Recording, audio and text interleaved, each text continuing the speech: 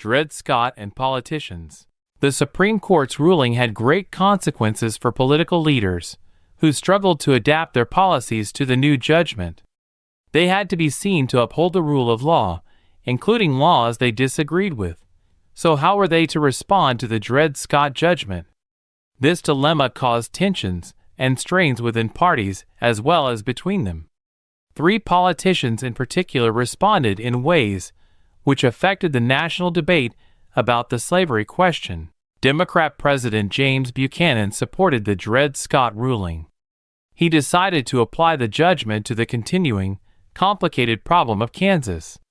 By 1857, conflicts in Kansas were as much political as violent. Two territorial governments, slave and free, had been established there and were fighting for power, trying to impose their own constitution.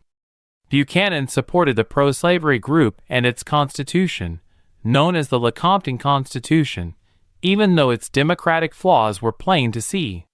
Democrat Senator Stephen Douglas opposed the Supreme Court judgment because it had overturned his solution to slavery in U.S. territories, popular sovereignty. According to the court, territorial voters had no right to overturn the Constitution.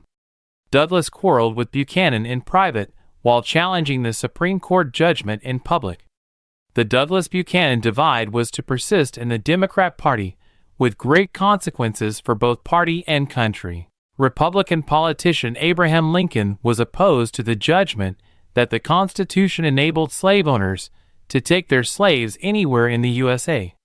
A lawyer himself, he accepted the supremacy of the Supreme Court, but he challenged the historical and philosophical basis of the Dred Scott judgment. This was the start of his campaign to become a senator for Illinois, where he lived and worked.